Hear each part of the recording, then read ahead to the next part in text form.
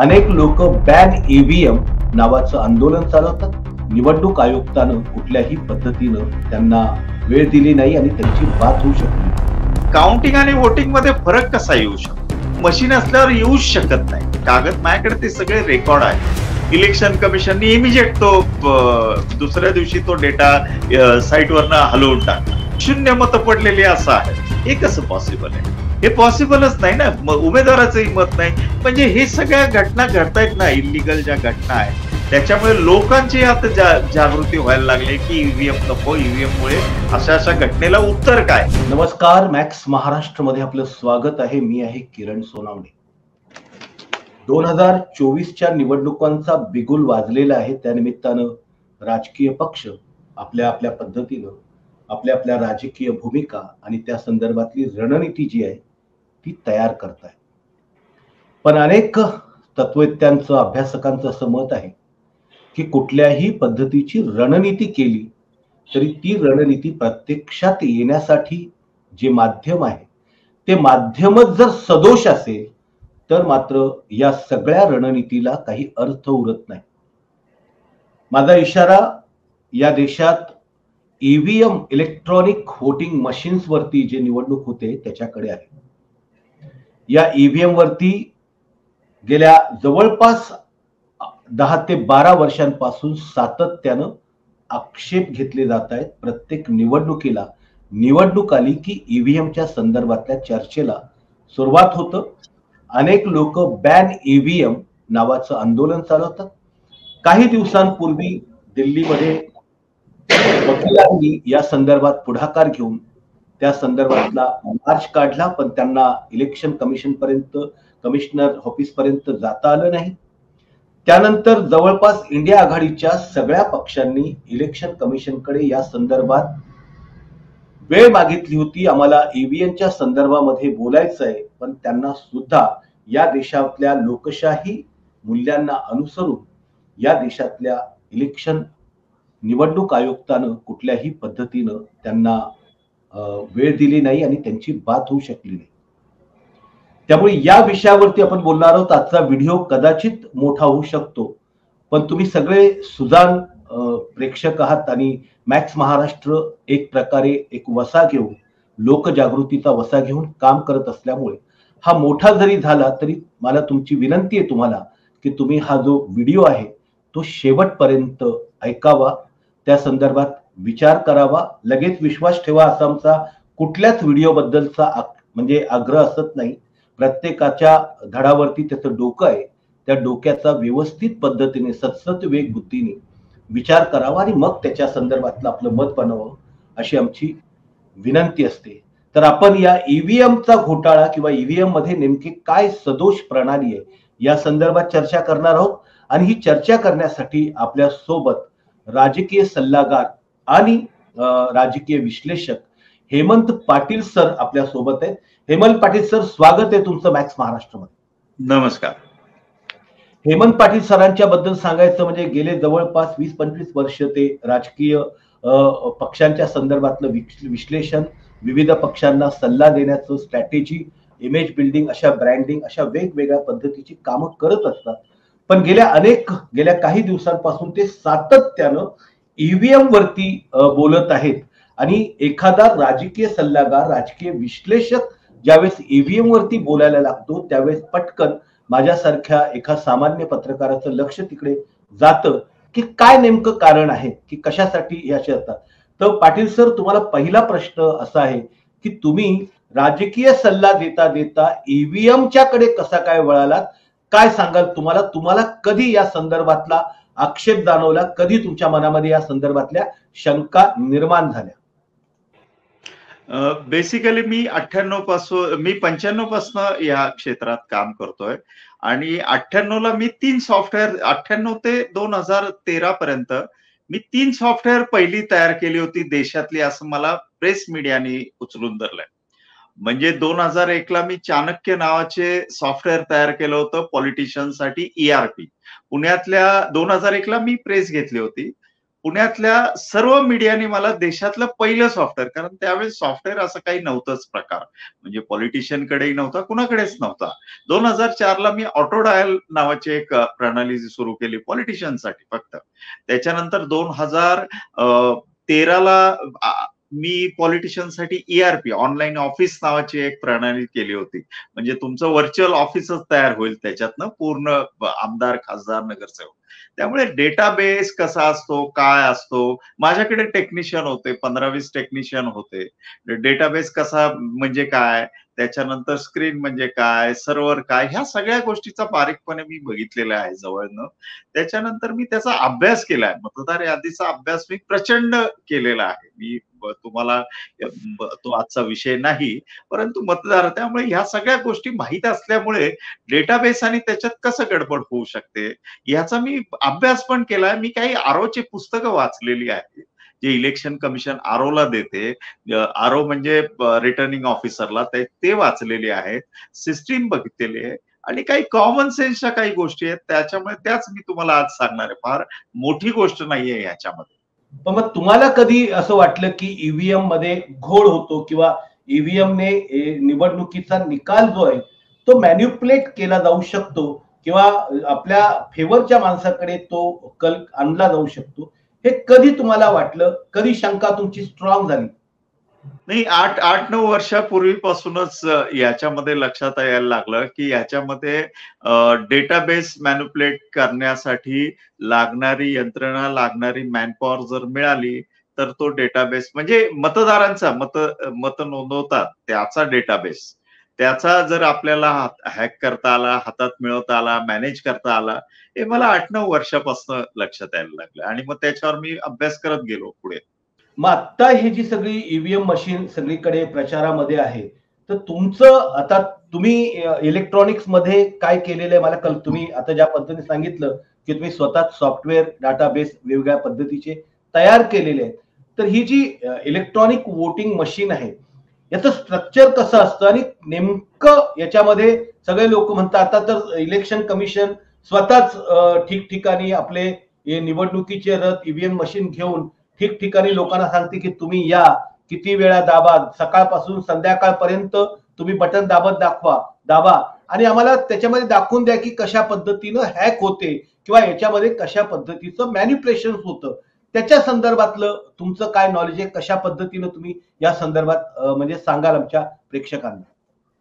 मी पहिल्यांदा तो मागचा प्रश्न थोडासा घेतो, कारण देशामध्ये जे आजपर्यंत घडलेलं आहे, ईव्हीएमच्या बाबतीत घडलेलं आहे, त्या घटना सगळ्यांकडे आहेत, सगळ्यांना माहीत झाल्या. त्यामुळे मी त्या मगाशी थोडंसं हे करत होतो. उदाहरणार्थ 2019च्या निवडणुकीमध्ये 37% ईव्हीएम हे व्हीव्हीपॅट मशीन, 37% व्हीव्हीपॅट मशीन हे सदोष होते. मग ती इलेक्शन खरी कशी काय? म्हणजे मशीनच खराब होतोय. इलेक्शन कमिशनचा दावा आहे, माझं नाही, याचा आहे. 19 लाख मशीन गायब आहेत. मी तुम्हाला सांगतो त्याच्या आधी कुठलंही आपण म्हणजे हे केलं होतं की कुठलंही बटन दाबलं तरी भाजपला मत जात आहे, असे काही किस्से झालेले आहेत.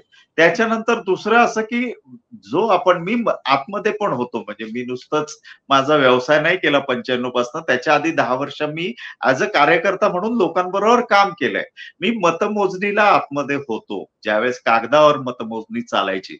मला ती प्रोसेस ही इलेक्शनची पूर्णपणे सगळी माहिती, सगळ्या याची प्रोसेस ती अनुभवलेली आहे मी प्रत्यक्षात. तर काउंटिंगचा डेटा आणि वोटिंगचा डेटा याच्यात कधीच तफावत येत नाही. मी तुम्हाला पुण्याच्या 2017चं उदाहरण सांगतो की 2017ला पुणे कॉर्पोरेशनची जी निवडणूक झाली, त्या निवडणुकीमध्ये 41 प्रभाग होते, म्हणजे 4चा 1 प्रभाग 4 नगरसेवकांचा, असे 41 प्रभाग होते. त्या 41 प्रभागापैकी 33 प्रभागामध्ये काउंटिंग आणि वोटिंग मध्ये फरक आहे. बर 2-3 प्रभागामध्ये असता आणि थोडस तर आपण म्हटलं असतं बाबा मॅन्युअल फरक आहे, लिखाणात फरक आहे. 400 मतांचा फरक, 500 मतांचा फरक हा मॅन्युअल केलं तर कधीतरी आला असेल, परंतु मशीन असल्यावर येऊच शकत नाही. हे मी माहिती अधिकारात मागवलंय, कागद माझ्याकडे ते सगळे रेकॉर्ड आहेत. तुम्हाला आत्ताच नुकतं ही इलेक्शन झाली बघा मध्य प्रदेशची, त्या ठिकाणी राजस्थानमध्ये ते एक नरेंद्र मिश्रा म्हणून ऍडव्होकेट आहेत दिल्लीचे, त्यांनी केस पण केली आहे की काउंटिंग आणि वोटिंग मध्ये फरक कसा येऊ शकतो. 19च्या लोकसभेला सुद्धा फरक आला होता काउंटिंग आणि वोटिंगला. माझ्या माहितीप्रमाणे 370 लोकसभा सीटवर फरक आला होता. इलेक्शन कमिशननी इमिजिएट तो दुसऱ्या दिवशी तो डेटा साईटवरनं हलवून टाकला, म्हणजे गायब केला. सो हा प्रकार अतिशय चुकीचा आहे. यावेळेस त्याच्यामुळे लोकांचा आता ईव्हीएम हे होणं, म्हणजे ईव्हीएम मध्ये फरक पडणं, हे लोकांची मतं आता ऑटोमॅटिकली तयार झालेली आहे आणि लोकांना ते दिसतंय. म्हणजे हे झालेल्या घटना आहेत, ह्या काय म्हणजे काल्पनिक नाहीत किंवा असं काय नाही, ह्या घडलेल्या घटना आहेत. 15,000 आता तक्रारी गेल्यात यांच्याकडनं इलेक्शन कमिशनकडे. 15,000 तक्रारी कशाला म्हणतात, परंतु एकाही तक्रारीला त्यांनी उत्तर दिलेलं नाहीये. मध्य प्रदेश, राजस्थान आणि छत्तीसगड आता निवडणुका झाल्या, तेलंगणा या 5 राज्याच्या 4-5 राज्याच्या निवडणुका झाल्या, तिथे इतके तक्रारींना झाल्या 15,000, तरी यांनी उत्तरं दिली नाहीत. घरातली म्हणजे बूथवर मी आहे, माझे नातेवाईक आहेत, माझे सगळे सोयरे आहेत, पण 0 मतं पडलेली असं आहे. हे कसं पॉसिबल आहे? हे पॉसिबलच नाही ना. उमेदवाराचंही मत नाही. तुम्ही परवा दिवशी हे पण बघितलं असेल की कुठल्याही म्हणजे ह्या कुठल्याही प्रोसेसमध्ये बॅलेट वोटिंग आधी मोजलंच जात नाही. एका आमदारकीच्या तिथं 5 दिवस आधी पोस्टल मतं मोजली जात होती. त्याचे व्हिडिओ बाहेर आहेत. म्हणजे हे सगळ्या घटना घडतायत ना, इलिगल ज्या घटना आहेत त्या घडतायत ह्या सगळ्या. त्याच्यामुळे लोकांची आता जागृती व्हायला लागली की ईव्हीएम नको, ईव्हीएम मुळे अशा अशा घटनेला उत्तर काय, एकाही याला उत्तर नाही यांच्याकडे, इलेक्शन कमिशनकडे.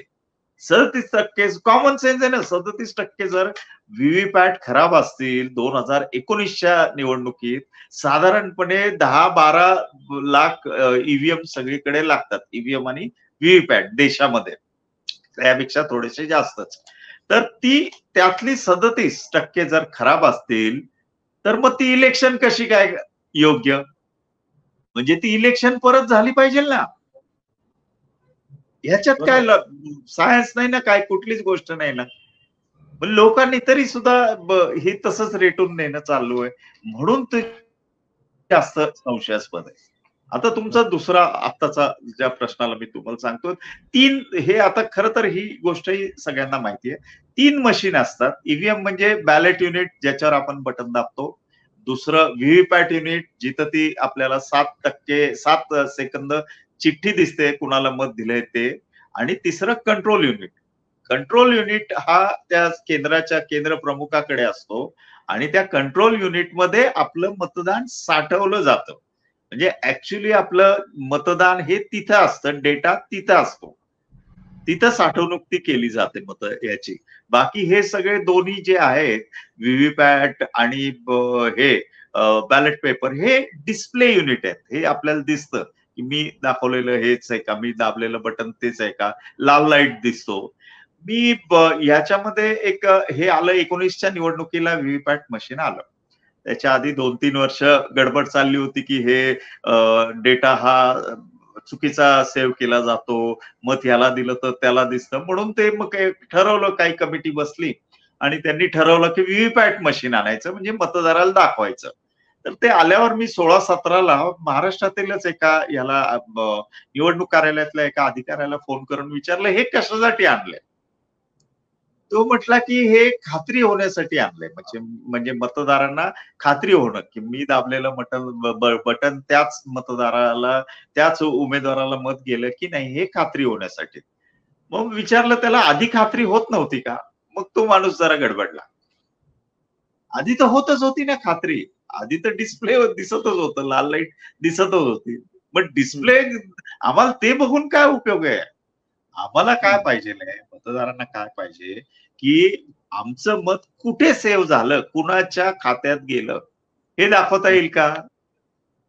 लक्षात आलं? पण मग हे जे समजा 3 युनिट आहेत, ते याच्या संदर्भात आतापर्यंत 2024 पर्यंत पाटील सर अनेक कोर्ट केसेस झालेले आहेत. कशा प्रकारच्या कोर्ट केसेस आहेत? कोर्टामध्ये हे मान्य केलंय का की ईव्हीएम मशीन मध्ये गडबडी होऊ शकते, हे प्रायमा फेसी तरी कोर्टाने मान्य केलं आहे का? आणि मग जर मान्य केलं असेल तर त्या संदर्भातले काय काय वेगवेगळ्या केसेस मधले आदेश आहेत? हा, आता काय झालं की आतापर्यंतच्या ज्या केसेस, मी त्याच्यातले काही आता बारीक सारीक पॉइंट्स तुम्हाला सांगतो. आतापर्यंत ज्या केसेस झाल्या, या केसेस झाल्या त्या केसेसमध्ये पार्टी निवडणूक आयोग, ठीक आहे. आता तुम्हाला कल्पना आहे की निवडणूक आयोग हे म्हणजे त्या दिल्लीला असलेल्या बिल्डिंग मधले 3 निवडणूक आयोग, एक मुख्य निवडणूक आयोग आणि 2 त्यांचे सहाय्यक निवडणूक, म्हणजे सहाय्यक म्हणण्यापेक्षा तेही निवडणूक आयोगच असतात, आणि त्या बिल्डिंग मधला असलेला स्टाफ, हो. इतकंच निवडणूक आयोग आहे. बाकी ज्या वेळेस इलेक्शन असतील किंवा इतर काही असेल तर राज्याची मदत घेतली असते. कलेक्टर तो त्या पुरता चार्ज असतो किंवा राज्याचा निवडणूक आयोग असतो, त्याला चार्ज दिलेला असतो तात्पुरता, पण तो राज्याचा सेवक असतो. हे स्ट्रक्चर झालं निवडणूक आयोगाचं. आता निवडणूक आयोगाचं कार्य हे फक्त निवडणूक घेण्यापुरतं आहे. म्हणजे बाकी पण पक्ष वगैरे आहे, पक्षाची मान्यता वगैरे, पण 324 निवडणूक सुरळीत आणि सदोष याच्यात पार पाडणं एवढंच त्यांचं काम आहे. हे तर सगळ्यांना कल्पना असेल. आता त्याच्यात काय झालंय की त्यांना कुठल्या पक्षाची किंवा ह्याची बाजू घेता येत नाही. ते स्वतंत्र स्वायत्त हे आहे, घेऊ नये म्हणूनच ते तयार केलेलं आहे. आता गंमत अशी आहे की निवडणूक आयोगाचा वर म्हणजे ईव्हीएम वर जेवढ्या तक्रारी झाल्या त्या आतापर्यंत कोर्ट केसेस झाल्या, तर माझ्या माहितीप्रमाणे त्या सर्वात पार्टी निवडणूक आयोग होती. ठीक आहे. निवडणूक आयोगाचा माझ्या दृष्टिकोनातून इथे काहीही संबंध नाही.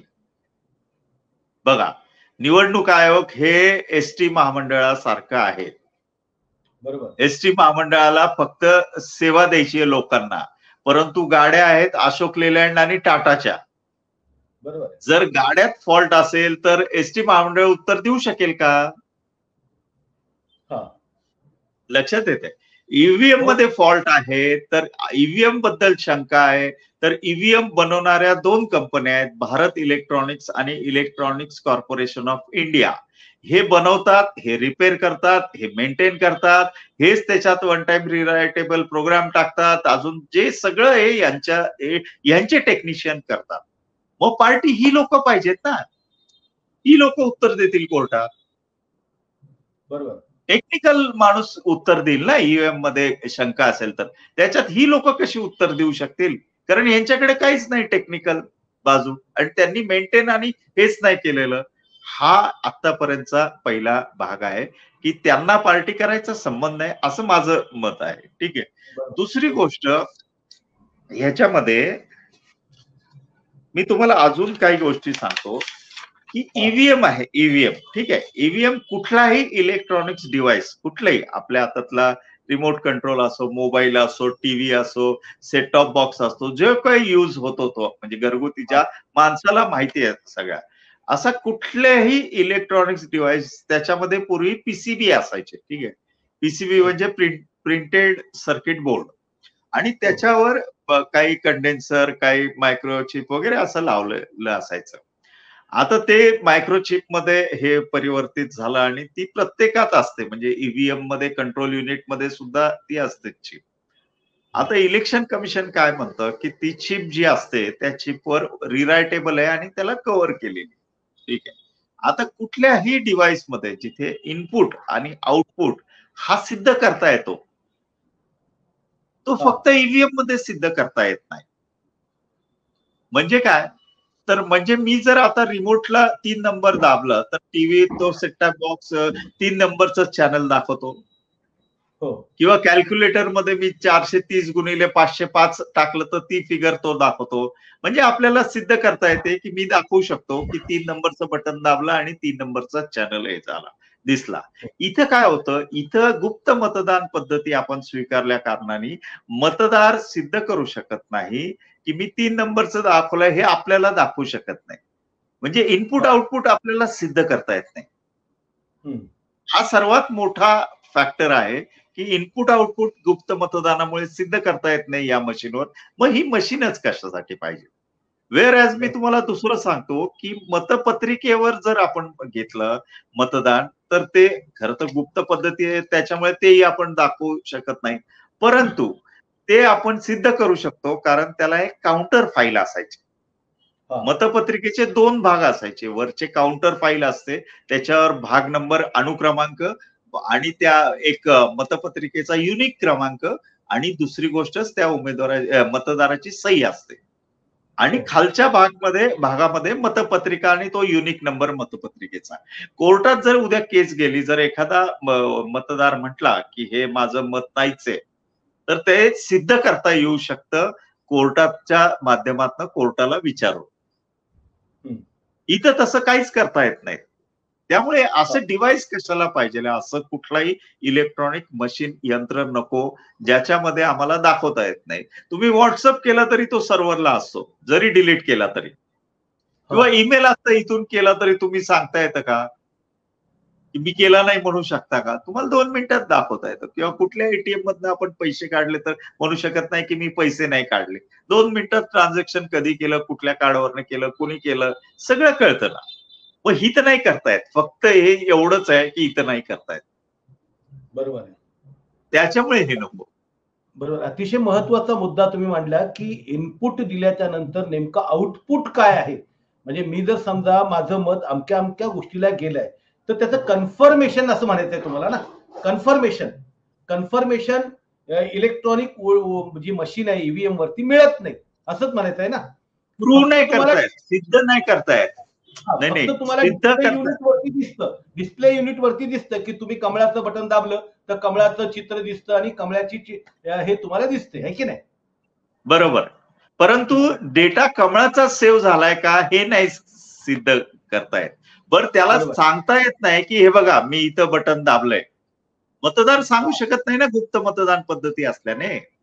मग आपल्याला मतदार हा मुद्दा जरा अजून थोडा विस्तृत करून सांगा, कारण की इथे लोकांना मोठ्या प्रमाणात न समजण्यात की आपले प्रेक्षक जे आहेत ते सर्व स्तरातले आहेत, तर त्यांना ते समजलं पाहिजे की नेमका घोळ, नेमका कुठे फसवणूक होते, नेमकं कुठे फ्रॉड होतो. नाही, बघा कसं आहे की तुम्ही जर मतदानाला गेला आणि तुम्ही बटन दाबलं तर ते बटन 1 नंबरचं दाबल्यावर तिथं डेटा 1 नंबरचा सेव्ह होतो की नाही हे तुम्हाला कळत नाही. आणि त्यामध्ये ज्या ईव्हीएम म्हणजे ज्या कंट्रोल युनिटमध्ये जे मी तुम्हाला सांगतोय डेटा सेव्ह होतो, तिथं प्रोग्राम असतो. सॉफ्टवेअर प्रोग्राम ज्या ठिकाणी कुठल्याही डिव्हाइसला सॉफ्टवेअर प्रोग्रामच असतो. तुमचा सेट टॉप बॉक्स जा, नाही तर कॅल्क्युलेटर जा, नाही तर कुठेही जा, तो प्रोग्राम मोबाईलवर आपला अँड्रॉइड बेस्ड सॉफ्टवेअर प्रोग्राम असतो. जिथं प्रोग्राम येतो तिथं मल्टिपल पॅरामीटरनी ते प्रोग्राम तयार करता येतात, ते सेट करता येतात.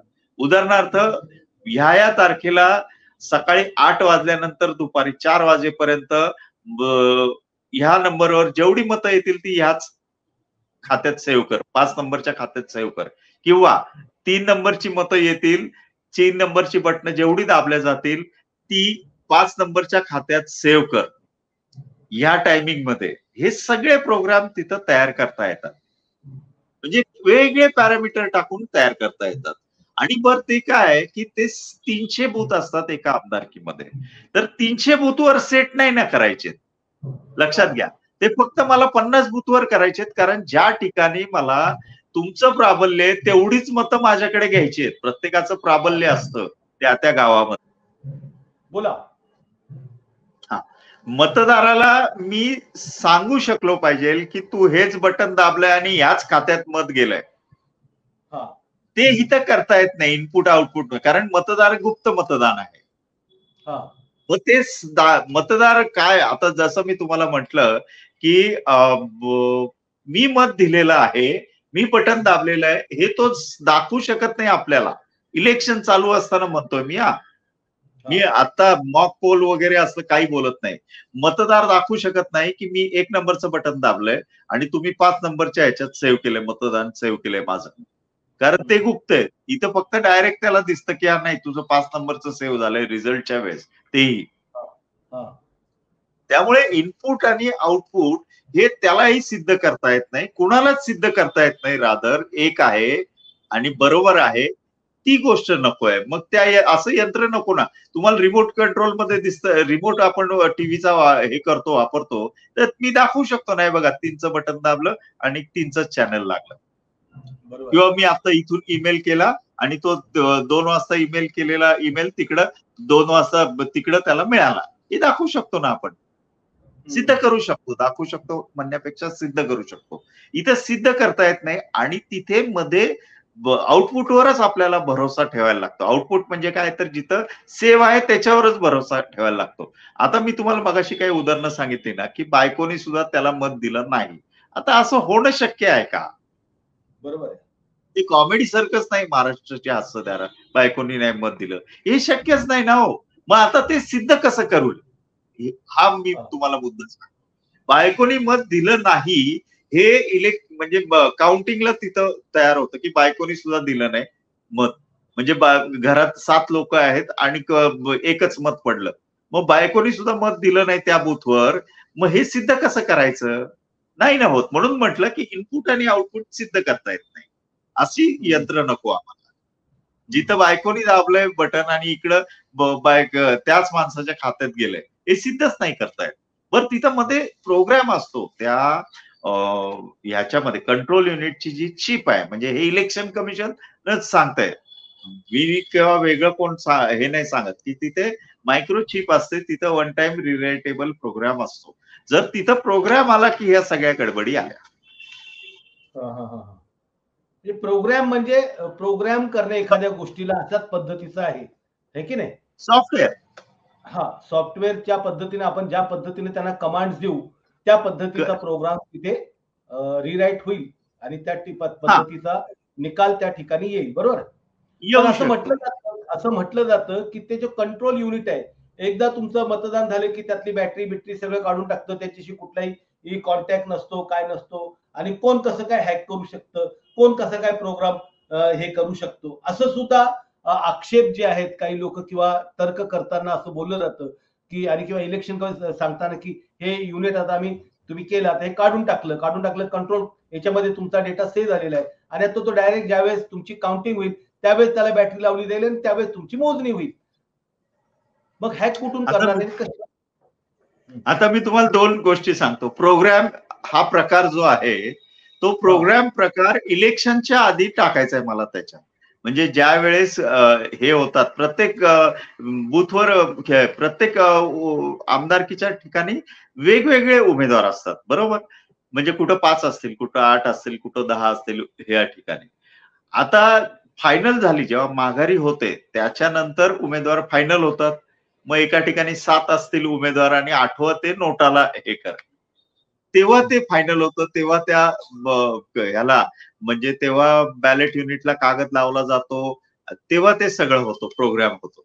आणि ते करतात भारत इलेक्ट्रॉनिक्स आणि हे ती लोक, टेक्निकल लोक करतात.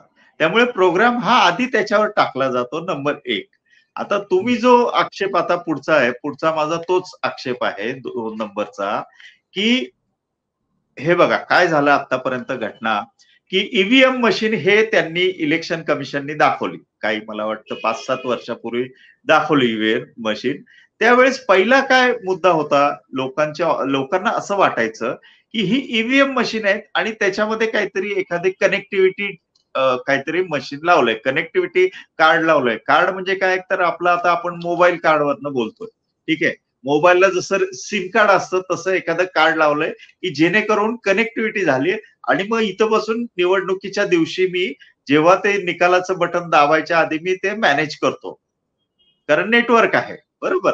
मग मी इथून निकालात बदली करतो. हा पहिला, त्याला हॅकिंग हा विषय प्रकार आहे, तो पहिला आक्षेप होता. मग इलेक्शन कमिशननी काय केलं, की इलेक्शन कमिशननी सांगितलं की हे आमचं स्टँड अलोन मशीन आहे. स्टँड अलोन मशीन म्हणजे त्याच्यामध्ये कुठलीही चिप नाही, काय नाही, आणि हे तुम्ही हॅक करून दाखवा.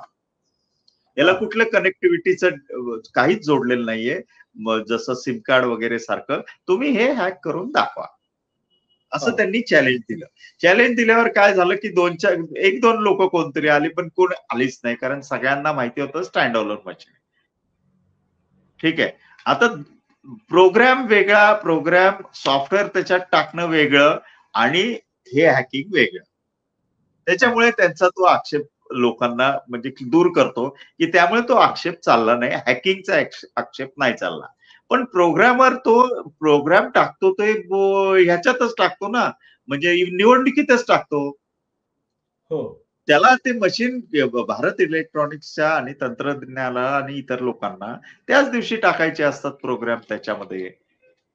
त्यामुळे त्याच्यात काय, त्यामुळे ते स्टँड अलोन मशीन असो का काही असो, एकदा त्याच्यात सॉफ्टवेअर द्वारे मी बदल करायचं ठरवलं तर मी कधीही टाकू शकतो ना त्याच्यात. हा एक म्हणजे क्लिअर झालं नसेल तर अजून मी क्लिअर करतो. लक्षात आलं का? नाही, बोला ना, जरा क्लिअर करा. हा, म्हणजे सॉफ्टवेअर जे टाकायचे ना ते त्या चिपवर असतं, जी चिप कंट्रोल युनिट मध्ये असते. बरोबर. कंट्रोल युनिट मध्ये असलेल्या सॉफ्टवेअर मध्ये मला जर तिथं प्रोग्राम सॉफ्टवेअर टाकायला लागतो. जसं मी ते सॉफ्टवेअर तुम्हाला सांगितलं की वोटिंगला 1 नंबरला असणारी सर्व मतं 5 नंबरच्या खात्यात सेव्ह कर. हा प्रोग्राम मी तिथं टाकलाय समजा 8 ते 9 वाजेपर्यंत, संध्याकाळी 5 वाजेपर्यंत. मग तो सेव्ह करताना तो तसाच सेव्ह करेल ना. बरोबर आहे, बरोबर आहे. मग तिथं तू बाहेरचं डिव्हाइस वगैरे काय गरज नाही. हा प्रोग्रामचा प्रश्न आहे आणि डिव्हाइसचा नाहीच आहे त्याच्यात. त्यामुळे इलेक्शन आतापर्यंतचे जेवढे आक्षेप आहेत ते आक्षेप सगळे फेल गेले. परंतु आता लोकांनी म्हणजे लोकजागृती झाली, भरपूर लोकांनी हे केलं, तर काही लोकांनी त्याच्यात दाखवलं की प्रोग्राम असं टाकता येतो आणि अशी मताची हेराफेरी खूप प्रायव्हेट लोकांनी दाखवलंच की ते. म्हणजे अनेक व्हिडिओ आहेत की लोकांनी दाखवलेत की त्याचा प्रोग्राम असा टाकता येतो. 1 नंबरला बटन दाबलं तुम्ही तर 5 नंबरला मतदान जातं, सेव्ह होतं. असं खूप लोकांनी दाखवलंय. लाईट दिसेल तुम्हाला 1 नंबरच्या समोरचीच, लक्षात घ्या. किंवा व्हीव्हीपॅट मध्ये चिठ्ठी दिसेल 1 नंबरच्या उमेदवाराची, पण सेव्ह होताना तिथं 5 नंबरच्या उमेदवाराच्या नावाने मत सेव्ह होईल असा प्रोग्राम करता येतो आणि ते केलं. आता तुम्हाला मी दुसरी एक, माझा सर्वात अजून एक महत्वाचा आक्षेप आहे की ही जी गोष्ट आहे इलेक्शन कमिशन म्हणताय ना, की त्याच्यामध्ये कुठलंही नेटवर्क असण्याचं कुठलंही माध्यम नाही, ना सिम कार्ड आहे ना काय असं कुठलं डिव्हाइस नाही, बरोबर. दुसरं काय म्हणतोय की याच्यामध्ये वन टाइम रिलायटेबल प्रोग्राम असतो, याच्यात काही सॉफ्टवेअर प्रोग्राम वगैरे नसतो.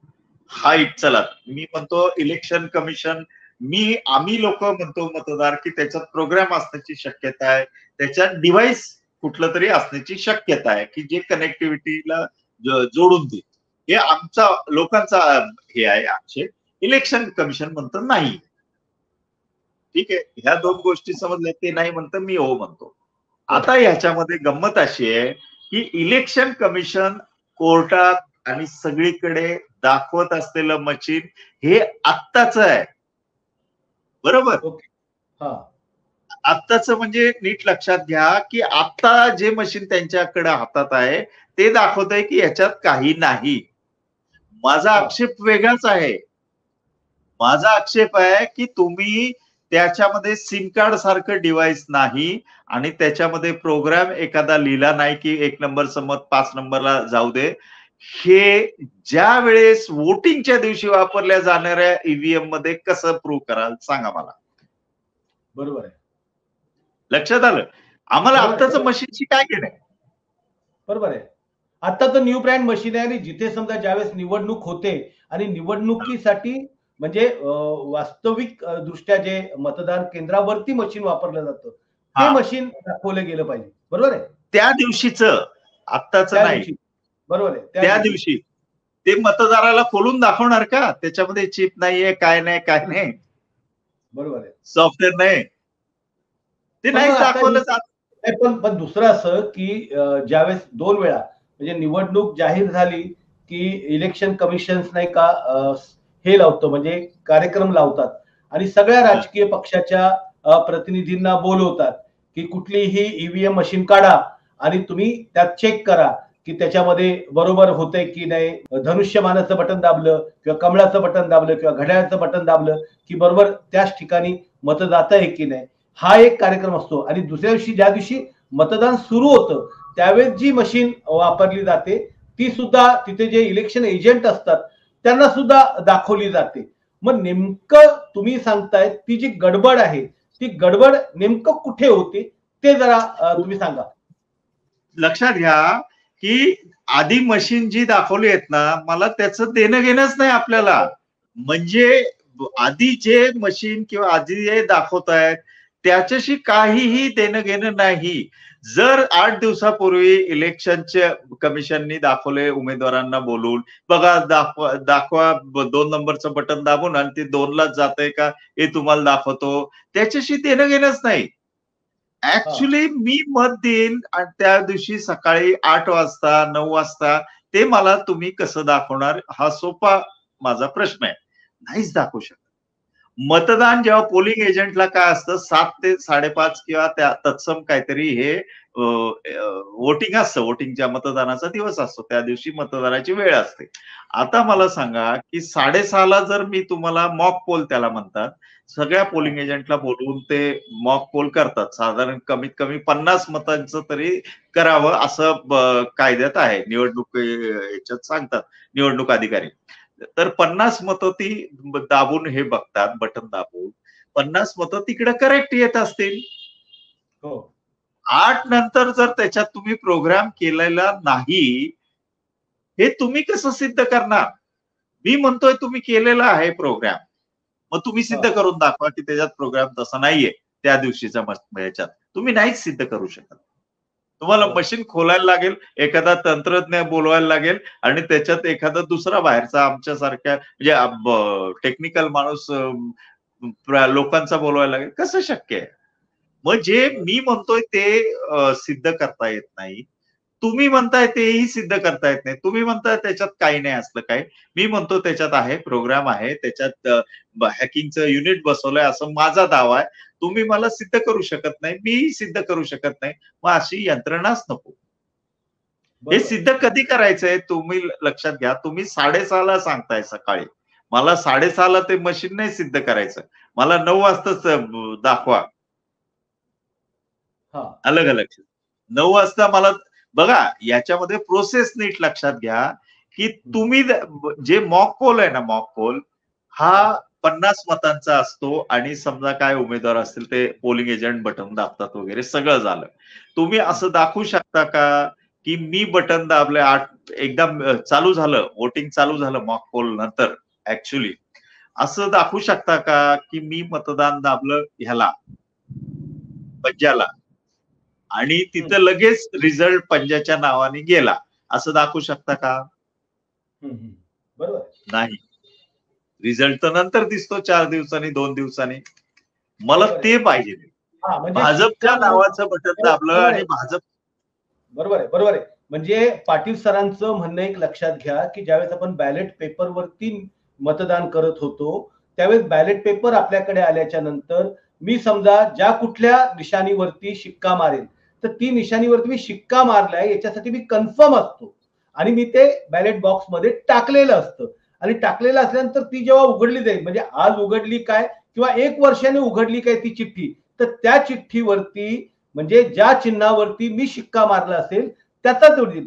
पण कंट्रोल युनिट मध्ये जे मत गेलेलं आहे म्हणजे एक निवडणुकीची जी मतदान करण्याची मशीन, डिस्प्ले युनिट आणि कंट्रोल युनिट अशा 3 युनिट पैकी कंट्रोल युनिट मध्ये माझं मतदान जे आहे मी ज्या पक्षाला दिलेलं आहे तिथेच ते गेलेलं आहे याची खात्री मला नाहीये ना. कारण की शेवटी हे इलेक्ट्रॉनिक डिव्हाइस आहे. इलेक्ट्रॉनिक डिव्हाइस जसं पाटील साहेबांनी सांगितलं की त्याचं प्रोग्रामिंग होऊ शकतं. प्रोग्रामिंग म्हणजे तुम्ही दररोज तुमच्या आयुष्यामध्ये प्रोग्रामिंग करत असतात. तुम्हाला सकाळी लवकर उठायचं असतं तर तुम्ही तुमच्या मोबाईलमध्ये बेल लावतात की सकाळी तुम्हाला 5 वाजता उठायचंय कारण की तुम्हाला 5:20 ची ट्रेन पकडायची आहे. तर तुमचा जो मोबाईल असतो तो बरोबर तुम्हाला 5 वाजता बेल वाजवतो. याला म्हणतात प्रोग्रामिंग. बरोबर आहे ना पाटील साहेब? बरोबर, करेक्ट. मी माझ्या पद्धतीनं प्रोग्रामिंग केलं आहे की नाही अशा पद्धतीने किंवा अमक्या ते तुम्ही टीव्हीला आजकाल तर टीव्ही किंवा तुम्ही समजा आता नव्या पद्धतीच्या ज्या टेक्नॉलॉजी आल्या आहेत की मी माझ्या मोबाईलवरनं मी समजा माझ्या घरी चाललेलो आहे आणि मला घरी चालायला 1 तास आहे आणि 1 तासानंतर माझी एसी चालू झाली पाहिजे, माझा रूम मला थंड मिळाला पाहिजे म्हणून मी माझ्या मोबाईलवरनं माझ्या घरातली एसी ऑन करून इथून त्याला कमांड देऊ शकतो. याला म्हणतात प्रोग्रामिंग. याचं कारण असं आहे की माझ्या याचं कनेक्टिव्हिटी माझ्या असणाऱ्या त्या म्हणजे एसी असेल, युनिट असेल, किंवा माझ्या घरातलं लाईट असेल, किंवा माझ्या घरातला अलार्म बेल असेल, याच्याशी कनेक्टेड असतं. इतकी ऍडव्हान्स टेक्नॉलॉजी ही साधी साधी माणसं आता वापरतायत. तर इलेक्शन कमिशनकडे किंवा ज्या मशिनी हे करतायत, मॅन्युफॅक्चर करतायत, तर त्यांच्या संदर्भातला खरा आक्षेप असला पाहिजे. बरोबर आहे ना पाटील साहेब? बरोबर. म्हणजे आता आपण जी आक्षेप घेतो आहे निवडणूक आयोगावरती, तो आक्षेप नेमका किंवा कोर्टात केस कोणावरती केली पाहिजे? नाही, कोर्टात पार्टी ह्याला केली पाहिजे ना. ईव्हीएमचं असेल ना तर पार्टी भारत इलेक्ट्रॉनिक्स आणि इलेक्ट्रॉनिक्स कॉर्पोरेशन ऑफ इंडिया या 2 कंपन्यांवर केली पाहिजे. इलेक्शन कमिशन त्यांच्या ताब्यात मशीन असतात इलेक्शन कमिशनच्या. आता म्हणून मी तुम्हाला म्हटलं की माझं मत कुठं गेलंय हे मला तुम्हाला सिद्ध करता येत नाही, तर मला अशी यंत्रणा नको. बरं, तुम्हालाही सिद्ध करता येत नाही, मला दाखवता येत नाही की याच्यात गडबड नाहीये. लक्षात घ्या, हॅकिंगचं एकदा डिव्हाइस म्हणजे हॅकिंगचं डिव्हाइस एखादं युनिट लावलंय की नाही हे मतदाराला तुम्ही दाखवू शकता का इलेक्शन चालू असताना? मला इलेक्शन चालू असताना तुम्ही दाखवू शकलात तरच माझा विश्वास आहे. अन्यथा कागदाशी मला विषयच नाही. कागदाचा फार वेगळा विषय आहे. कागद तर मला हाताळता येतो, माझ्या सगळ्या सेन्स बघता येतो, म्हणजे माझे जे सेन्स आहे माणसाचे ते सगळे तिथे वापरता येतात. मी तुम्हाला अजून एक मुद्दा सांगतो ह्याच्यामध्ये की निवडणूक आयोग आजपर्यंत बघा, आता 2024 ची इलेक्शन आहे, निवडणूक आयोग निवडणूक प्रोसेस मधली प्रत्येक गोष्ट कागदावर करते. निवडणूक नॉमिनेशन अर्ज कागदावर भरून घेते, तुम्हाला ऍफिडेव्हिट कागदावर घेते, तुमचं पोलिंग एजंट आणि ह्याचे फॉर्म कागदावर घेते, मतदान प्रतिनिधी तुम्हाला जो अर्ज द्यायचा असतो, पैशाचा जो हे असतो, पैसे रोज किती खर्चाचा तक्ता असतो तो कागदावर असतो. तुमचं डिपॉझिट पण कॅश घेते. बघा, डिपॉझिट पण कॅश घेते. तुम्हाला पाठवणाऱ्या नोटिसा सुद्धा त्या कागदावरच देतात. सगळ्या गोष्टी कागदावर आहेत. आणि फक्त मतदान मग ईसी ह्याच्यावर का मशीनवर? मग कागदावर तुम्हाला जर विश्वास का तुम्हाला नाही, तिथेही इलेक्ट्रॉनिक मशिनरी वापरा की. प्रत्येक गोष्ट कागदावर आहे. माघारी तुम्ही कागदावर देऊ शकता का? हे याच्यावर करू शकता का ईमेलवर? नाही करू शकत. कारण ईमेलवर विश्वास नाही. हॅकिंग जाऊन एखादा उमेदवाराने दिला तर काय होईल? मी तुमचं उमेदवारी माघारी घेतो तुमच्या नावाने, तुमचं ईमेल हॅक करतो. मग तिथं विश्वास नाही तर इथं का तुम्ही विश्वास आम्हाला ठेवायला लावता? प्रत्येक गोष्ट तुम्हाला सही ऍफिडेव्हिट ते कशाला? अजूनही संसदेमध्ये किंवा नगरसेवक किंवा आमदाराला कागदानीच माघारी राजीनामा द्यायला लागतो. तो ईमेलवर देऊ शकत नाही. ईमेल हा कोर्टात एका गोष्टीसाठी म्हणजे सप्लिमेंटरी म्हणू शकू आपण त्याला, त्यासाठी ग्राह्य धरला जाऊ शकतो, पण राजीनामा आणि ह्या महत्वाच्या गोष्टीसाठी नाही धरला जात. मध्यंतरी अशी एक मागणी आली होती की व्हीव्हीपॅट मोजले गेले पाहिजे. मग व्हीव्हीपॅट 100% व्हीव्हीपॅट का मोजले जात नाही? ते मोजले गेले तर मग प्रश्नच उत्पन्न होत नाही ना. आता नाही, आता त्याच्यात एक गुजरात मधला व्हिडिओ आहे की गुजरात मधल्या एका सॉफ्टवेअरच्या संशोधकाने ते की त्याच्यामध्ये गडबडी करता येते. पूर्वी पांढरी लाईट होते, आता मागे काळी लाईट म्हणजे पूर्ण काळी काच केलेली असते, मागणं लाईट येते वगैरे वगैरे. तो तुम्ही लोकांनी खूप व्हायरल झालाय, बघितलाय बरेच लोकांनी. म्हणजे एक लागोपाठ 2 मतं आली एका पक्षाची, तर ते पहिल्याची चिठ्ठी दिसते आणि दुसऱ्याची चिठ्ठी दिसतच नाही, तीच चिठ्ठी राहते, खाली पडत नाही. आणि दोन्ही मतं दुसऱ्याची चिठ्ठी वेगळी, त्यांना पाहिजे ती चिठ्ठी पडू शकते. हे पॉसिबल आहे, ह्याचं काय नाही. मी तुम्हाला पहिली गोष्ट मी तुम्हाला मगाशी सांगितलं लोकांसाठी की व्हीव्हीपॅटची गरजच नाही, मतं इथं सेव्ह होत आहेत, त्यामुळे व्हीव्हीपॅट कशाला आणलं हे त्यांना माहिती. नंबर 2, त्याच्यामध्ये ते काय करतात की काय झालं की जेव्हा व्हीव्हीपॅट आणायला सुरुवात केली तेव्हा इलेक्शन कमिशन म्हटलं की आम्ही एक व्हीव्हीपॅट मोजू, म्हणजे व्हीव्हीपॅट मधली मशीन आणि इकडची मशीन, कंट्रोल युनिट मधली मशीन ही टॅली करू एका आमदारकीच्या ह्याच्यावर बूथवर. आता आमदारकीला साधारण 300 बूथ असतात, ठीक आहे. एका ह्याच्यावर आम्ही मोजू हे सांगितल्यावर काही नेते मंडळी कोर्टात गेले आणि ते म्हटले सुप्रीम कोर्टात नाही, एका ह्याच्यावर मोजून म्हणजे ते सॅम्पल म्हणून होतं. म्हणजे एक सॅम्पल कसं असतं की सॅम्पल जर योग्य असेल तर पुढचं सगळं योग्य असं ग्राह्य धरलं जातं. सॅम्पल अयोग्य असेल तर पुढचं सगळं अयोग्य. बरोबर. मग कोर्टात गेल्यावर कोर्टाने सुप्रीम कोर्टाने 5 कमीत कमी बॅलेट पेपरवर मोजा असं आदेश दिले. मग आता ते काय करतात की 5 ह्याच्यावर मोजायचं असं त्यांच्याकडे हे आहे की पद्धत आहे ती. आता 5 बूथवर कंट्रोल युनिट मधली आणि व्हीव्हीपॅट मधली मशीन मॅच करायची. आता ही 5 का तर हे सॅम्पल आहेत बरोबर. म्हणजे आपण जे एखादी आपली बाई शीतावरनं भाताची परीक्षा म्हणतो ना, तर ती बघायची 4 शीत शिजलेत का. कुकर आता आला पण 40 वर्षापूर्वी ती किंवा खेडेगावातही बघायची 2 शीत घ्यायची आणि हे करायचे हा मग भात शिजलाय. मग तो सगळा भात शिजलाय नाही तर अजून शिजवायला लावा. तर हे तसं आहे. म्हणजे 5 व्हीव्हीपॅट मशीन मध्ये जर काही गोंधळ झाला डेटा मिसमॅच तर याचा अर्थ बाकीची मशीन खराब आहे. 295 तिथं रिइलेक्शन झाली पाहिजे. हो. लक्षात येतोय माझा मुद्दा? हो, बिलकुल लक्षात येतोय. हा ही सॅम्पल आहे. आता इलेक्शन कमिशननी इथे गडबड एक अशी छानपैकी केली की सॅम्पल हे कुठलंही सॅम्पल आपल्या सोशल सायन्स असेल का कुठला सर्वे कुठलंही सॅम्पल हे आधी मोजतात. म्हणजे आधी सॅम्पल मोजायचे आणि मग जर ते योग्य असतील करेक्ट निघाले दोन्ही मधले डेटा म्हणजे दोन्ही मतं मोजणी करताना दोन्ही मध्ये बरोबर आली कुठे काय हे नाही आलं तर उरलेली 295 मोजायची.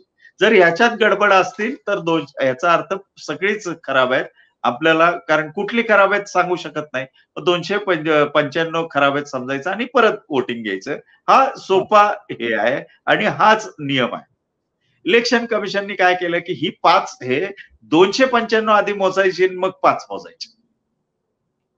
आता गडबड अशी व्हायची की 295 मध्ये 1 नंबर आणि 2 नंबर मध्ये साधारण 10, 15, 20 हजारचा फरक असायचा.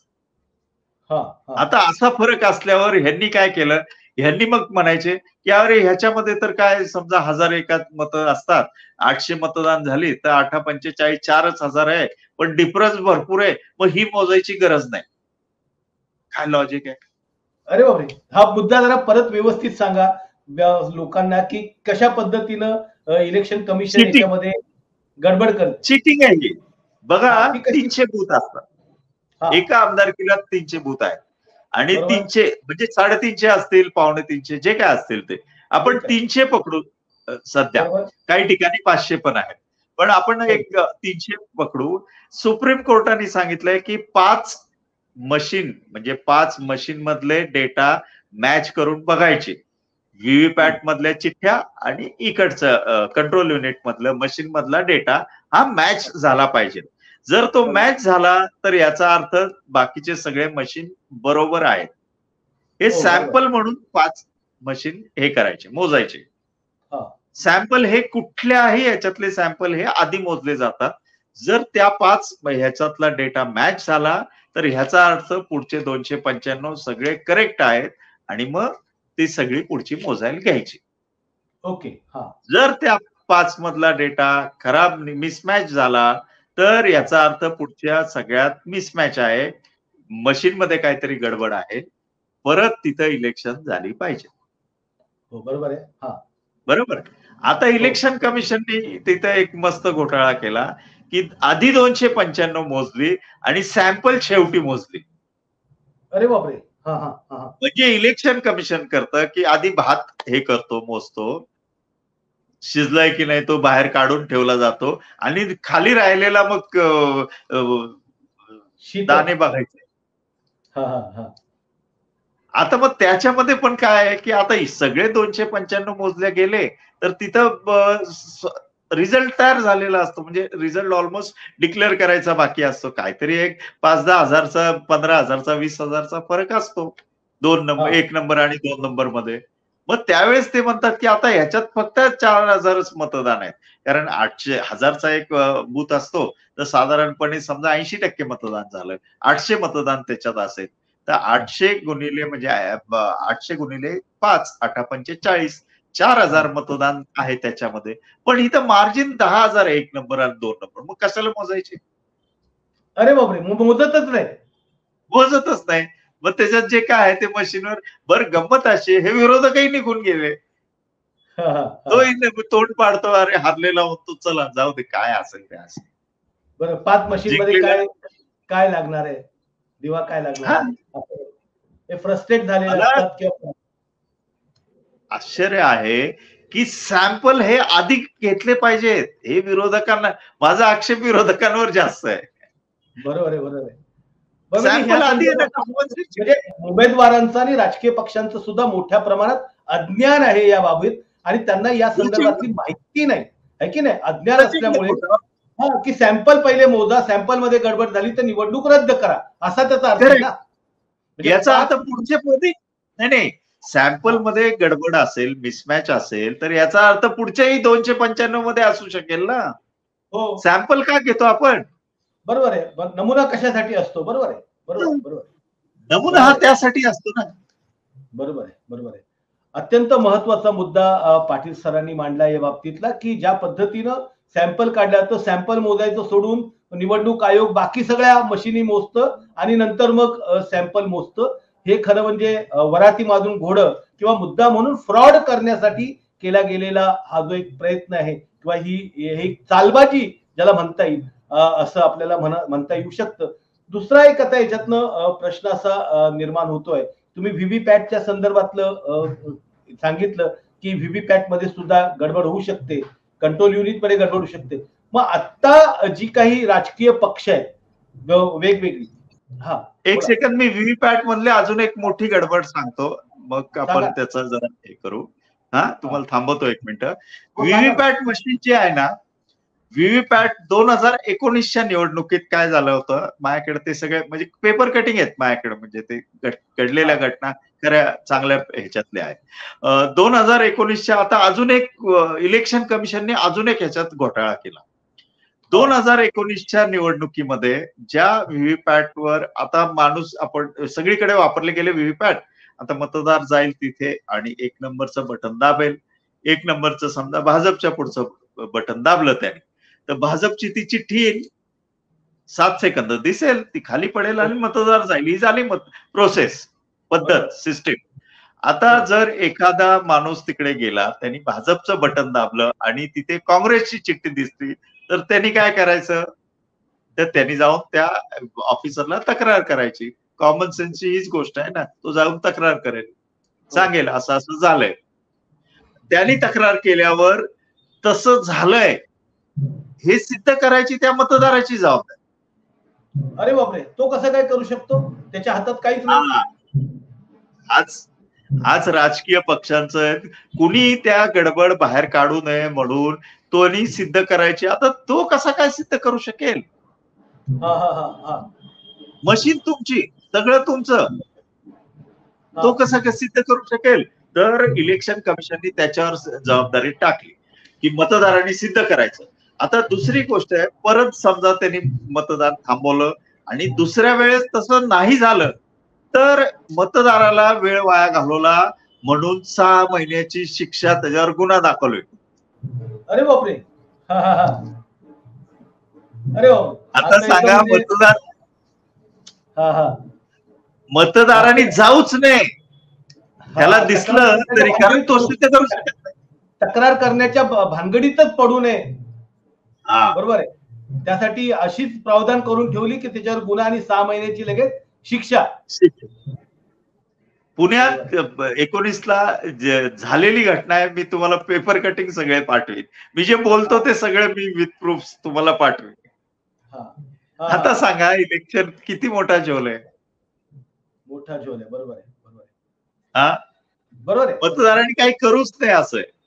बरोबर. पण मग आता एवढे सगळे मोठे मोठे दिग्गज 25-25, 50-50 वर्ष, 60-60 वर्ष राजकारणामध्ये आहेत, लोकांकडे जात असतात, ते या ईव्हीएम मशीनच्या मुद्द्याला प्रमुख मुद्दा, कारण की सगळे लोक असं म्हणतात की ईव्हीएम मशीन जोपर्यंत आहे तोपर्यंत ती जो सेट करेल त्या पक्षाचं राज्य यावत चंद्र दिवाकर राहील.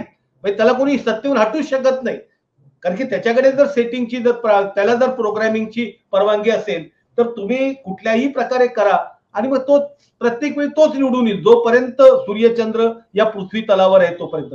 मग ही जी सगळी मोठी मंडळी आहेत, दिग्गज मंडळी आहेत देशामध्ये, ज्यांचे 50-50, 60-60, 25-25, 30-30 वर्षाची राजकीय कारकीर्द आहे, ज्यांची नावं आहेत, मग ते याच्यासाठी पुढाकाराने मोठ्या प्रमाणे हाच एक मुद्दा घेऊन संपूर्ण देशभर का आंदोलन करत नाही? हे बाकीचे मुद्दे नंतरचे समजा. जर तुमचं दिलेलं मतदानच जर सदोष असेल तर तुम्ही बेरोजगारीच्या मुद्द्यावरती लढा, नोकऱ्यांच्या याच्यावरती लढा, कुठल्याही मुद्द्यावरती, गरिबीच्या मुद्द्यावर लढा, तुम्ही जिंकून येणार नाही, हे तर स्पष्ट आहे ना. बेसिकली मी आधी एक 2-3 अजून मुद्दे तुम्हाला सांगतो, मग तुमच्या या प्रश्नाला उत्तर देतो. बेसिकली काय आहे याच्यामध्ये अजून एक, हे मी तुम्हाला मगाशी सांगितलं की ईव्हीएम बनवणारे लोक आहेत भारत इलेक्ट्रॉनिक्स आणि इलेक्ट्रॉनिक्स कॉर्पोरेशन ऑफ इंडिया, या 2 कंपनीची लोक ती मेंटेन हे सगळं तीच करतात. ठीक आहे. आता ती करणारी लोक आहेत ती एक संरक्षण मंत्रालय आणि मला वाटतं ऊर्जा का आयटी मंत्रालयाच्या अंडर या दोन्ही कंपन्या येतात. आता सरकारच्या अंडर असलेले कर्मचारी कुणाची बाजू घेईल? बरोबर आहे, बरोबर आहे. म्हणजे मग अशी लोकच नको ना, अशी मशीन नको ना. जर सरकारच्या अंडर असलेली, आता तुम्हाला भारत इलेक्ट्रॉनिक्सच्या ह्याच्यामध्ये म्हणजे नॉर्थ मध्ये मी तुम्हाला परवाचं हे सांगतो, जोरात चालू आहे तिकडे भारत इलेक्ट्रॉनिक. परवा राऊत पण बोलले, संजय राऊत, एक 4 दिवसापूर्वी 5 दिवसापूर्वी. भारत इलेक्ट्रॉनिक्सच्या जे डायरेक्टर संचालक नेमतात त्या 7 पैकी 4 भाजपच्या रिलेटेड डायरेक्टर आहेत. म्हणजे कोण अध्यक्ष आहेत जे राजकोटचं, कोण इकडचं गुजरातचं, कोण बिहारचं, असे 4 जण. आता ते कुणाचं हित जपतील? त्यामुळे मग अशी मशीनच नको ना आम्हाला, अशी गोष्टच नको. असे हे म्हणजे गव्हर्नमेंटचे एम्प्लॉई तेच कोड लिहित असतात, लक्षात घ्या. जे मी तुम्हाला प्रोग्राम मगासपासून आपण चर्चा करतोय, हे तीच लोक लिहित असतात, ती लोक लिहित असतात. ती लोक त्यांचे टेक्निशियन लिहित असतात.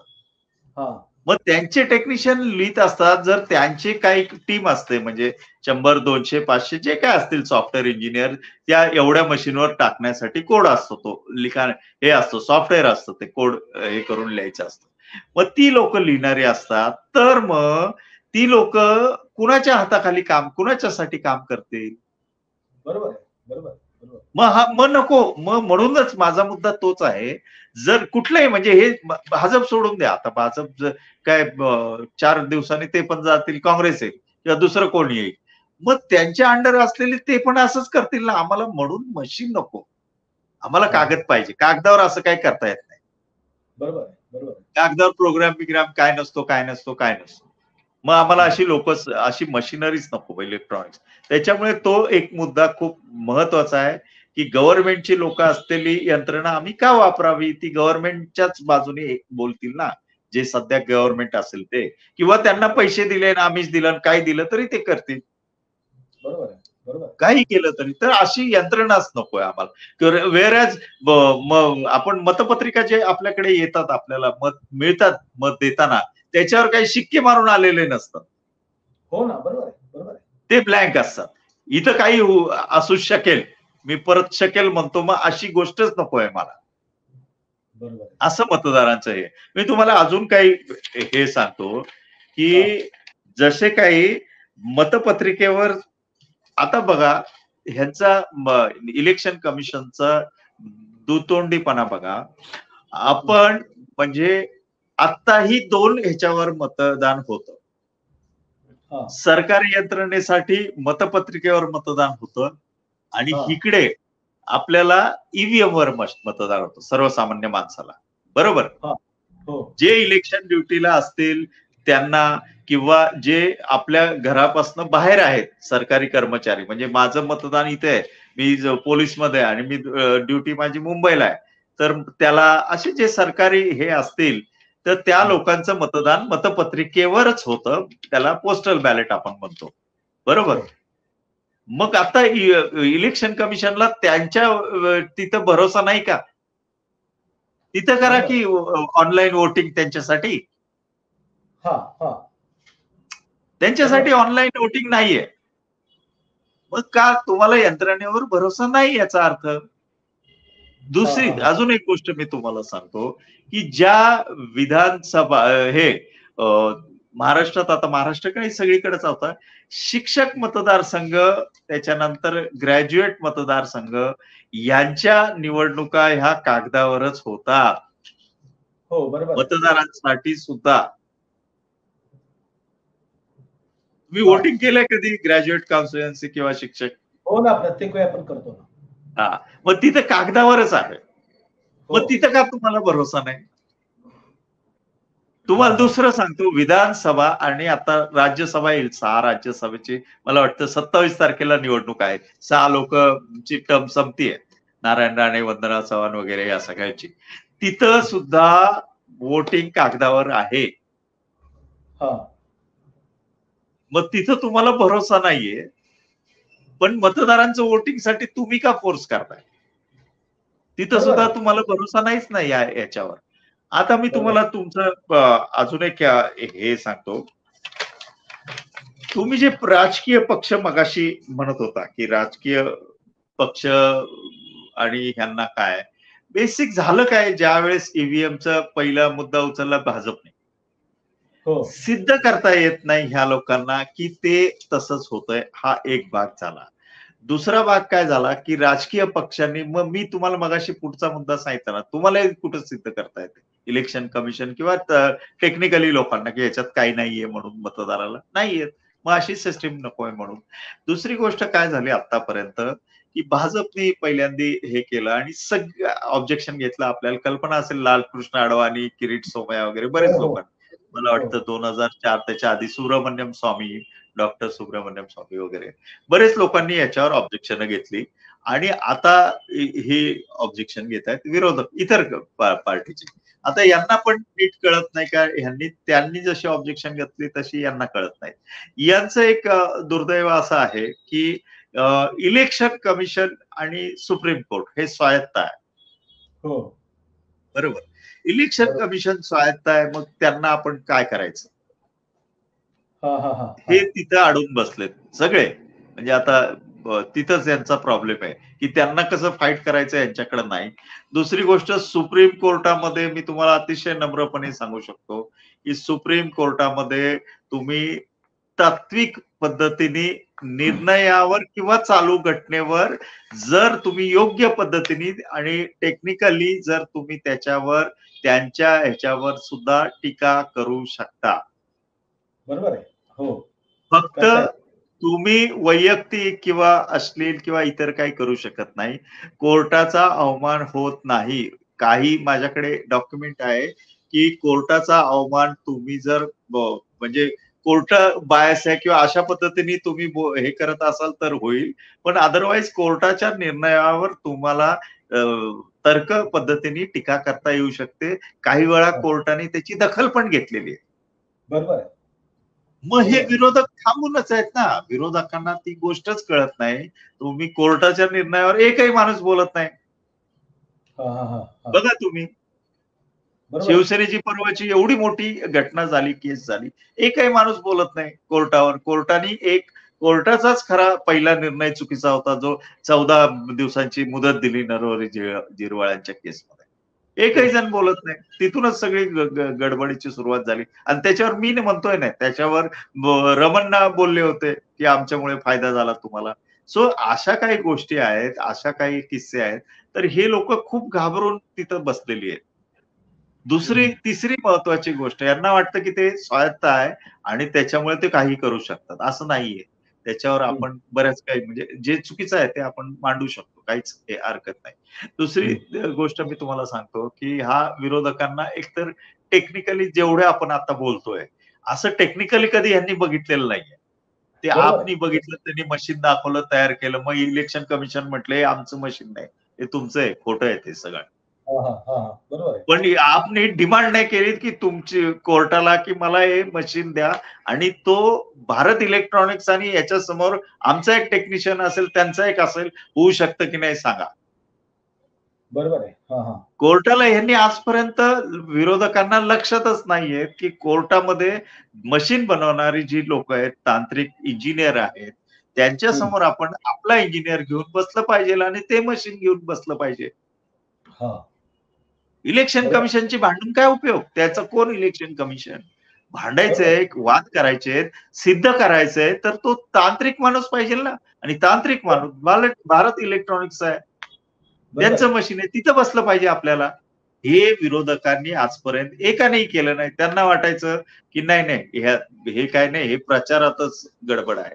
मी तुम्हाला अतिशय नम्रपणे सांगतो की मी एका मंत्र्याशी बोलतो, माजी मंत्री जे चांगले मोठे माणूस आहे, ते व्यक्ती आहे, त्यांच्याशी मी बोललो ज्यावेळेस 2019 ची इलेक्शन झाली. तर त्यांना त्यांचं परसेप्शन हेच ह्यांनी ठेवलंय की पुलवामा झाल्यामुळे आणि सर्जिकल स्ट्राईकमुळे मतदारांनी ते मत दिलं. आता किती हास्यास्पद गोष्ट आहे. 303 भाजपला सीट त्याच्यामुळे दिल्या, अतिशय हास्यास्पद आहे. त्याच्यापेक्षा त्या ह्याच्या 19च्या पर्यंत काहीही आश्वासनं पूर्ण नाही झाली. लोकांच्या प्रचंड प्रमाणावर चीड होती. महागाई असेल, नोटबंदी असेल, जीएसटी असेल, स्मार्ट सिटी असेल, बऱ्याच गोष्टीमुळे हे लोक ह्या लोकांना झेपत नाही. हे विचारच नाही करत. असा अरे असं आहे, तुम्ही विचार तर करा. एखादा इंजिनियर बोलवा, या इंजिनियरनी बोलून अरे हे असा असा प्रोग्राम असतो का, असं करता येतं का, बोलवा ना तुम्ही. बरोबर आहे. विरोधक तिथे अडू नये. त्यांना विरोधकांचा प्रॉब्लेम काय आहे की भाषण केलं की खूप भारी आहे, गर्दी जमली की खूप भारी वाटतं. भाषण आणि गर्दी हे खूप भारी वाटतं. मग इथं काय त्यांना कळत नाही आणि ते लक्षही देत नाही. त्यांच्या दृष्टिकोनातून भाषण, लोक जमवणे, 4 जाहिराती टाकणे की जिंकलो आपण. बरोबर आहे. बरोबर आहे. आणि मुळात जो खऱ्या अर्थानं ज्याच्यावरती फोकस केला गेला पाहिजे, लक्ष केलं गेलं पाहिजे, त्या ईव्हीएम मशीनला ते लक्ष करत नाहीयेत. तर मग आता सर्वसामान्य माणसाला याच्या संदर्भातला आवाज उठवायचा असेल तर त्याने काय केलं गेलं पाहिजे? तुम्ही काही त्या संदर्भातला विचार करून ठेवलाय का? कारण की लोकांमध्ये सर्वसामान्य बोला. चल बोला. सर्वसामान्य माणसाला याच्यावरती आवाज उठवायचा असेल तर त्याने नेमकं काय केलं पाहिजे? काय प्रोसेसनी गेलं पाहिजे किंवा कुठे आवाज उठवला पाहिजे? कशा पद्धतीने आवाज उठवला पाहिजे? आता कसं आहे की मी तुम्हाला अजून एक हे गोष्ट सांगतो की सर्वसामान्य माणसाचं आता पहिली बघा, ही पहिली निवडणूक आहे ज्या निवडणुकीला सर्वसामान्य माणूसच लढतोय की ईव्हीएम नको, पेपरवर मतदान घ्या. दिल्लीमध्ये जंतर मंतरवर जे आंदोलन परवा दिवशी झालं तेव्हा वामन मेश्राम आणि काँग्रेसचे माजी खासदार उदयराज म्हणून, डॉक्टर उदयराज म्हणून, या दोघांनी तिथं जोरदार निदर्शनं केली वगैरे चालू आहेत. हे कॉमन माणूसच करतोय. ठीक आहे. म्हणजे काँग्रेसचे अध्यक्ष सुद्धा त्यांना, राहुल गांधी सुद्धा तेवढं सपोर्ट नाही करत, पण ते उदयराज करतायत, ते माजी खासदार आहेत ते. दुसरी गोष्ट, सर्वसामान्य एक नरेंद्र मिश्रा नावाचे वकील आहेत, त्यांनी सुप्रीम कोर्टात केस केली आहे आणि ती केस आता चालू आहे. म्हणजे मी त्यांनाही भेटून आलो परवा दिल्लीमध्ये, तर ती केस चालू आहे. त्या केसवर काम सुरू आहे. महाराष्ट्राचं बोलायला गेलं तर मी महाराष्ट्राचं तुम्हाला सांगेन की महाराष्ट्रात आता ग्रुप्स तयार झाले. तुम्हाला माहिती असेल की एक आपले सिनियर पत्रकार आहेत निरंजन टकले सर, त्यांनी गावोगावी ठराव करावा म्हणून आव्हान केलंय. आता ग्रामपंचायतनी ठराव करावा की आम्हाला ईव्हीएम नको, आम्हाला मतपत्रिकेवर मतदान करायचंय. तर नाशिकची एक ग्रामपंचायत आहे, त्यांनी ठराव केलाय. काही ग्रुप तयार झालेत व्हॉट्सअपचे, काही लोकांनी इनिशिएटिव्ह घेतलाय आणि त्या ग्रुपमध्ये ईव्हीएम नको, आम्हाला हे पाहिजे, याच्यासाठी रॅली वगैरे आता ते सुरू आहे. मी माझ्या परीने एक पत्र तयार केलं. मी तुम्हाला आता सांगितले ते असे 13-15 मुद्दे त्यामध्ये टाकले आणि ते मुद्दे टाकून मी चंद्रचूड साहेबांना एक पत्र लिहिलं माझ्या परीने की असं असं साहेब, तुम्ही नको आम्हाला मतपत्रिकेवर, आम्हाला पाहिजे हे आमचे मुद्दे आहेत. मला असं वाटतं की सगळ्यांनी एक पत्र लिहायला तर काय हरकत नाही. समजा हजारो पत्र त्यांच्याकडे जातील, त्यांना ही दखल घेणं भाग पडेल किंवा सगळ्यांना हे करणं भाग पडेल. नक्की काय ते समजून तर घेतील. आता केस तर चालू आहे, पण त्यांच्या समोर आल्याशिवाय ते काही हे करणार नाही. तर असा दबाव सोशल मीडियावरनं दबाव सुरू केला पाहिजे. जर तुम्हाला लक्षात येतंय की याच्यामध्ये गडबड झाली, बरं लक्षात येतंय ना, माझा मुद्दा कसा आहे की काउंटिंग आणि वोटिंग मध्ये फरक आहे, हे सूर्यप्रकाशा इतकं सत्य आहे. बर एकदा नाही 4 वेळा झालेलं आहे. मग तुम्ही का हे करत नाही? विरोधकांचा अडचण तिथंच आहे. मशीनमध्ये कुठल्याही मशीनमध्ये सॉफ्टवेअर आलं त्यावेळेस मशीनला कुठल्याही कम्प्युटरला कशालाही म्हणजे एकाही ह्याचा फरक पडत नाही कधीच. त्याला कमांड सांगितली की 2 दुने 4 तेवढंच करतो तो. तो काय 5 करत नाही, 6 करत नाही किंवा 3 करत नाही. मग जेव्हा जिथं फरक येतोय तिथंही विरोधकांनी किती मोठं झोल लक्षात घेतला पाहिजे. बरं नुसता फरक नाही येत, ईव्हीएम उत्तर प्रदेश आणि मध्य प्रदेशमध्ये सापडलेली आहेत आता. आसामच्या निवडणुकीत सापडलेली आहेत. ईव्हीएम अशी सापडत नाहीत ना. ईव्हीएम ही ताब्यात असतात किंवा सापडली म्हणजे काय? सापडली म्हणजे ट्रक मध्ये सापडली, प्रायव्हेट ट्रक मध्ये तो घेऊन चालला होता, ती सापडली. अशी होत नाही ना. ईव्हीएम जे ट्रान्सपोर्ट होतात ती गव्हर्नमेंटची सिक्युरिटीची 2-4 पोलीस असतात, आतमध्ये त्यांचे कर्मचारी असतात, पूर्ण पॅक असते.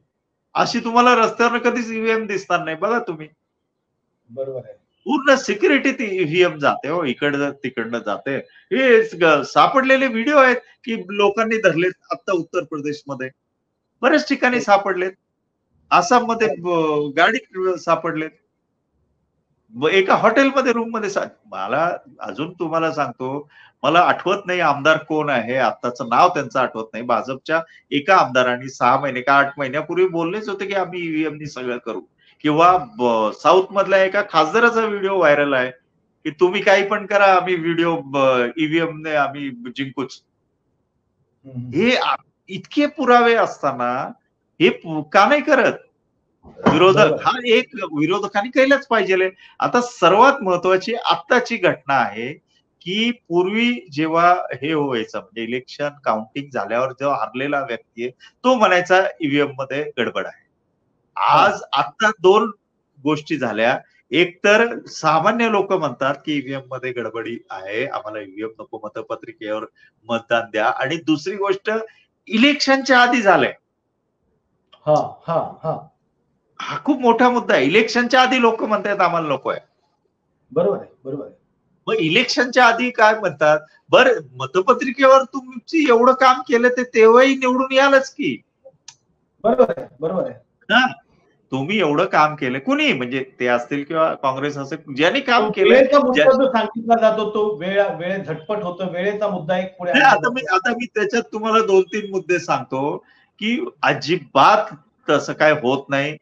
वेळ तुम्हाला सांगतो की इलेक्शन कमिशनवर काहीतरी ऑब्जेक्शन लोकांना होते, ते इलेक्शन कमिशन सांगतात की हे नाही ईव्हीएम म्हणजे तुलनात्मक जर करायचं हे ठरवलं तर त्याच्यामध्ये पहिली गोष्ट तर ईव्हीएम जास्त खर्चिक आहे, कारण ती 5 वर्ष गोडाऊन मध्ये ठेवायला लागतात, त्याला जागा करायला लागते, त्याला मेंटेन करायला लागतात, त्याला जेव्हा इलेक्शन येईल तेव्हा ती साफसूफ करून कमी जास्त त्या टेक्निशियनला हे करायला लागतात. ती जास्त खर्चिक आहे. इकडे फक्त कागद छापला, पटकन 2 मिनिटात आलं, संपला विषय. त्याच्या बॅटऱ्या चार्ज करायला लागतात, प्रोसेस आहे ना ती सगळी. बरं इकडे काय करायला लागतं, तर इथं फक्त मतपत्रिका छापायच्या लोकांना द्यायचं, संपला विषय. हा एक खर्चिक, हे उलट कमी खर्चिक आहे. दुसरी गोष्ट तुम्ही जे आता म्हटला वेळ, तर वेळ हा एका आमदारकीला सकाळी जर तुम्ही 9 वाजता चालू झालं तर रात्री 10 पर्यंत क्लिअर मतपत्रिकेवर होतो. हा इथं फक्त ईव्हीएम मध्ये सकाळी 9 ला चालू केलं तर ते दुपारी 2 पर्यंत क्लिअर होतं. एवढाच फरक आहे. पण मी तुम्हाला म्हणतो, तुम्हाला फरक पाहिजे का ऍक्युरेसी पाहिजे? बरोबर आहे. ऍक्युरेसी, निर्दोषपणा पाहिजे का तुम्हाला वेळ पाहिजे? वेळ भले थोडासा जास्त लागेल, 2च्या ऐवजी रात्री 10 पर्यंत होईल, फरक काय पडणार आहे? अमेरिकेत कितीतरी दिवस काउंटिंग चालतं, जगात चालतं ना. बरोबर. सो तो एक आहे. आणि तिसरी गोष्ट आहे, पूर्वीच तेच लॉजिक वापरायचे की बूथ कॅप्चरिंग 2024 ला होणार नाही. याचं कारण असं आहे की म्हणजे गाव, वाड्या, वस्ती सगळीकडे मोबाईल फोन आहे, नेटवर्क आहे. 2 मिनिटात पोलीस येऊन तिथं थांबवतील ते. आणि त्यामुळे कोणीही डेअरिंग करणार नाही. फोटो काढतो, व्हिडिओ काढतो आपण, काहीही होणार नाही. 2 मिनिटात दुसरी यंत्रणा येऊ शकते. आणि जिथं झालं एखाद दुसऱ्या बूथवर, तिथं वोटिंग घेता येतं. हो ना. धन्यवाद हेमंत पाटील सर, तुम्ही तुमचा अमूल्य वेळ मॅक्स महाराष्ट्राच्या सोबत दिला आणि ईव्हीएमच्या संदर्भात होणाऱ्या ज्या काही सदोष गोष्टी आहेत आणि त्या संदर्भातले आक्षेप आहेत त्या सगळ्या आक्षेपांना तुम्ही अतिशय व्यवस्थितपणे मतदान तुमचं मतप्रदर्शन केलं आणि हे होते हेमंत पाटील सर, ज्यांच्याशी आपण एकूणच ईव्हीएम संदर्भात जी लोक संपूर्ण देशभर चर्चा करतायत त्या सगळ्या मुद्द्यांवरती आपण चर्चा केली आणि त्यांनी अतिशय म्हणजे वैज्ञानिक दृष्टिकोनातून, तर्काच्या दृष्टिकोनातून, इलेक्ट्रॉनिक्स डिव्हाइस म्हणून ज्या काही गोष्टी असतात त्या सगळ्या बाजूंनी त्यांनी आपल्याला हा जो होणारा एक प्रकारचा झोल म्हणता येईल ईव्हीएमचा, निवडणुकीतला झोल, तो या ठिकाणी त्यांनी अतिशय स्पष्टपणे सांगितलेला आहे. आता हे लोकांवरती आहे की लोक याला कशा पद्धतीनं प्रतिसाद देतात, की ज्या पद्धतीनं गोंधळाबरोबर सोबत लोटले जातात त्या पद्धतीनं ते जातात की काय, किंवा सरकार याला किती प्रतिसाद देतं हे सुद्धा येणाऱ्या काळात आपल्याला दिसून येईल. तुम्ही हेमंत पाटील सरांचं संपूर्ण ऐकलेलं आहे. तुम्हाला नेमकं या संदर्भात काय वाटतं? तुमच्याकडे काही नवीन मुद्दे आहेत का, किंवा तुमचे काही नवीन आक्षेप आहे का? तुम्ही नक्की कमेंट बॉक्समध्ये लिहा आणि पाहत राहा मॅक्स महाराष्ट्र, आवाज महाराष्ट्राचा. धन्यवाद.